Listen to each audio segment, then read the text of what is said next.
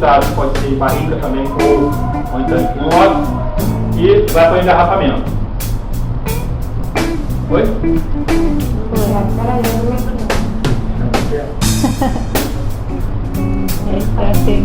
É bem legal. Essa é a elaboração de vinhos brancos, tintos e rosés, tá? Então vamos lá, o método Charmat. Vocês vão ver, o espumante você vai encontrar. Existem vários métodos, mas nós vamos falar basicamente dos dois, o método Charmat e o método Champenoise, tá? Mas é uma coisa na passão também. Pegou a uva, fez a fermentação, produziu o vinho é misturado com outro vinho, que é o vinho base, vai para o tanque de ácido nosso, fica lá durante uns 3 a 6 meses mais ou menos. Ele recebe o licor de expedição, que aí vai dizer se ele vai ser Brut, se ele vai ser o Natura, se ele vai ser um Debussy, o licor de expedição que vai dar a característica do espumante. Vai ser um espumante sem pouca açúcar, vocês vão ver a graduação depois, ou você vai ter muito açúcar, tá? Então o espumante que já vai para a garrafa já está pronto para consumo. Esse é o método Charmat, né? Um método simples. Você vê que a fermentação dele é feita na cuba. O estágio dele é na cuba.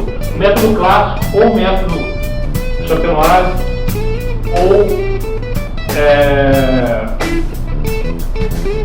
clássico Champenoise ou método tradicional, tá? Chamado tradicional. Mesma coisa, ali começa o mesmo processo. A fermentação do mosto e tal, mistura com o vinho base, aí ele vai para as garrafas. Aí ele tem uma segunda fermentação na garrafa. Ele fica nessas estantes, na graduação, que faz com que as borras dele, já que ele vai ficar estagiando na garrafa, elas vão se sedimentando. Então você tem um profissional chamado remoer, ele ganha para isso. Ele vai lá para dar um giro na garrafa. Ele dá o mesmo quantidade de giro em todas as garrafas e ao mesmo tempo. Tá? Então a garrafa ela vai começar assim, vai descendo. O que vai acontecendo? Vai acontecendo um acúmulo dos sedimentos, das leveduras, vai ficando aqui na garrafa. Então ele vai fazendo isso até que ela vem para o gargalo. Ela vem para o gargalo. Eles congelam, tiram esse sedimento, tá? Aí eles botam o licor de expedição para decidir se ele vai ser seco, se ele vai ser um Brut, se ele vai ser um Debussy, se ele vai ser um Moscatel. Eles botam o licor de expedição e engarrafa. Aí você percebe que ele teve duas fermentações, uma, a segunda é dentro da garrafa, tá? E o método Charmat, a segunda é em cubo de aço. Aqui a gente estava falando sobre os vinhos fortificados. O esquema do vinho fortificado é esse, tá?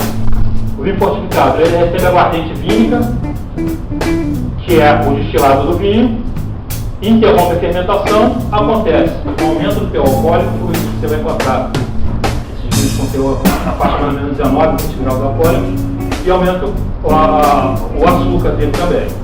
Os tipos de vinho fortificado que você vai encontrar, você vai ter o vinho madeira, você vai ter o vinho doce, que é o francês, você vai ter o vinho marsala, eu tenho aí vinho do Porto, vinho Jerez e o Moscatel de Setúbal. Tá? Esses não são considerados vinhos de sobremesa, são considerados vinhos fortificados. Eles podem ser usados até na sobremesa, mas eles são vinhos fortificados. Os vinhos de sobremesa são esses, tá? Você vai encontrar vinho feito com as uvas congeladas, que é o ice wine, você tem os principais, que é o ice wine, Canadá e Alemanha.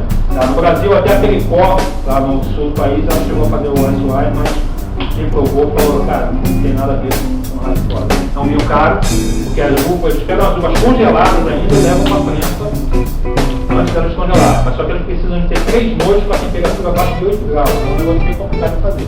Por isso ele se torna caro. Tá? Você tem o vinho de uvas botrifizadas. Botrifizadas é a Botrytis cinerea, que é um fungo que dá em volta da uva. Ela fica como se fosse barbuda. Tá? Mas isso ela vai evaporando a água e vai ficando muito açúcar. Então vinho espetacular. Eu gosto muito. Tem um da Rafa que é espetacular. Os vinhos de colheita tardia, eles esperam a uva atingir uma maturidade bem alta, bem elevada, e ela vai ficar mais doce e por isso chama colheita tardia. E o vinho de uva pacificada, a gente tira a uva, bota no local, deixa ela tirar pasta mesmo, para depois fazer vinho com ela. São mais caros ainda. Porque quanto maior for o processo, quanto mais tempo levar, porque quando você vai fazer um vinho desse, a quantidade de uva que você vai usar é muito grande. Então o vinho acaba sendo um produto final muito caro. E quem nunca viu aqui o Wi-Fi, é o tempo do vinho. Então nós vamos testar aqui.